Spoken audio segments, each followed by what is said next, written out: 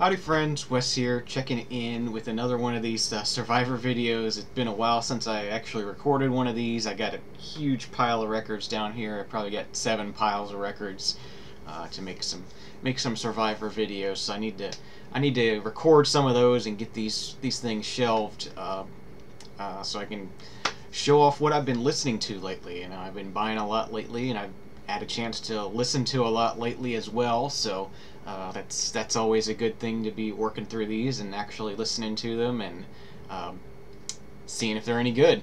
So let's go ahead and get into this. First thing we got here is an album from Michael Murphy. This is Blue Sky Night Thunder, his 4th album from 1975. Probably his most well-known album, I would imagine. It has the song Wildfire, which is a very big crossover country hit on here. Definitely, when I bought this album, I didn't recognize the song, but as soon as I put the needle on, I was like, oh, okay, I know who this is now. Very, very well-known song. This also has Carolina in the Pines, which was another hit on this album.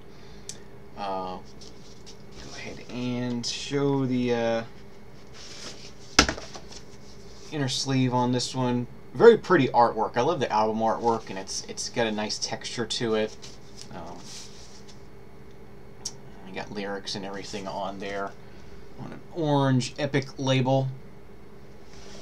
But yeah, this has a light sort of pop country sound to it, as pop country as it was in the 70s. It's nowhere near as poppy as today's modern country, modern pop country, modern popular country, but still has very wide appeal, wide-ranging appeal. And it's just it wasn't really that great to me, and I sing along to the song Wildfire. It's a good song, but overall I just don't really see myself pulling this out to listen to it. I really like the more sort of I don't know what you'd even call it, sort of the alt country, more heavier stuff, I guess. The Johnny Cash and whatnot like that.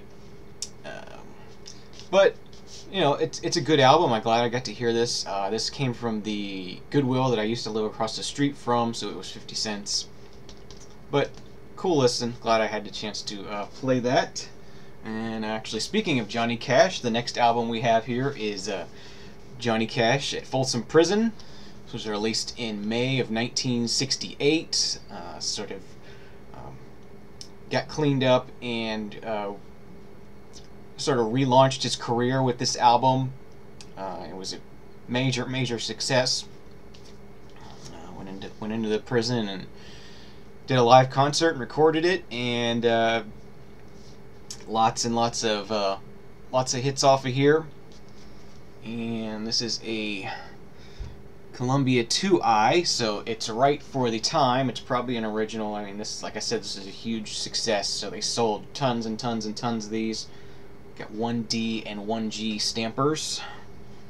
But yeah, I really like this album. However, this copy, it's too noisy. It's very noisy, and unfortunately, I'm not gonna keep this one. I can't really put something. I won't listen to it since it's so noisy. So I'm still looking for a really nice, quiet copy of this, or at least reasonably quiet. Not total popcorn. So. Great album. Unfortunately, this one's not going in the collection. This was $1 at the Ocala flea market. Yeah, first time I ever went to the Ocala flea market. Probably 3 years ago now. I bought this. I remember buying this, and yeah, cool find. Unfortunately, just wouldn't clean up, so that one's not going in the collection. Alright, next up we have an album from Renaissance. This is their album Prologue from 1972. And Renaissance were sort of like they're basically a prog rock. Yeah,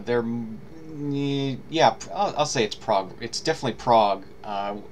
It's not real rocky at times. A lot of times it's a lot more sort of orchestral sounding, sort of arena prog rock. I don't know. It's all over the place, but cool band. They've sort of had different lineups over the years. This was sort of a refresh of the band. So a lot of times this is called their first album because basically all new members when they recorded this. But a cool album. The real standout track on here is the very last track, and it's 11 minutes. Track called Raja Khan. Just a really cool sort of Middle Eastern sounding track. Just it's a great song. It's a great way to end the album. Like I said, it's probably the best track on the album, and it's one of those ones that makes you want to flip it over and start again. So that's one of those sort of great final tracks, and this one has it. I definitely recommend if you're into prog at all. You probably have this. If not, go ahead and check it out. Very good album. And this one is on the Capital Sovereign label. Actually, just if you were watching the inbox videos, you saw that I picked up an upgrade to this, so I need to get that cleaned up and check it out and see. I think it's probably going to be in better condition than this one is. Even though I had planned to keep this one because it's decent, I'm hoping that one's even better. But definitely a recommended album, Renaissance Prologue. It's probably one of their easier ones to find, and you know, I haven't listened to any other Renaissance besides the Live at Carnegie Hall album, but this is good in my book, so definitely grab it if you're into prog. Okay, next up we have an album from 1982. This is John Denver and the Muppets with Rocky Mountain Holiday. This was a TV special that they did, and this is the soundtrack to it. It's not Christmas holiday. It's just holiday kind of fun, sort of almost campfire type songs. I guess they're you know, there's not a campfire, but they're sitting in a circle. They're just singing along and stuff, and it's John Denver and the Muppets, and this is just fun stuff. Reminds me of my youth and stuff, and fun songs to put on and play. Inner sheet with lyrics here, so you can know all the words and sing along. And this is on the RCA Victor Black Label.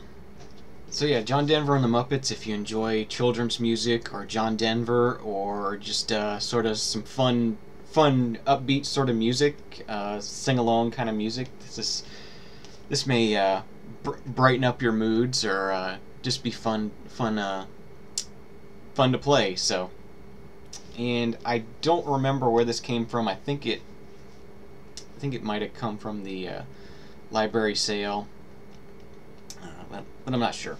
Alright, and lastly we have the US debut of the band Naked Eyes, just self-titled. This was released in the UK as Burning Bridges, then it was re-released in the US as just Naked Eyes. They took off 2 of the tracks, but you know, you got the big hit Always Something There to Remind Me and Promises Promises. And those, in my opinion, those are the best 2 tracks on this album. I haven't heard the UK version. I haven't heard those 2 extra tracks that were removed from here to see what it was like, and the sequencing was different on the UK version. So it would be interesting to hear that at some point, just to get an idea whether, you know, they helped or hurt this album by sort of, you know, removing some tracks and resequencing it. But yeah, this is great 80s, you know, synth pop that reminds me of my youth as well. You know, I love the 80s and synth pop and stuff like that. So this is definitely something I would be keeping. This is on the EMI America label. And yeah, I don't think I mentioned this was released in the UK in '82 and in March of '83 here in the US is when this is from. This is sort of, you know, this is sort of right around the beginning of MTV and whatnot, and I think this was a pretty big thing on MTV. So yeah, if you like '80s synth pop stuff, I mean, I'm sure you have this already. If you don't, it's definitely a must-have for your collection, I would say. So I want to thank you for watching another episode of the Vinyl Survivor. This time we got 3 in the collection and 2 that didn't make it. So that's a pretty good episode. We'll see you again real soon. Cheers.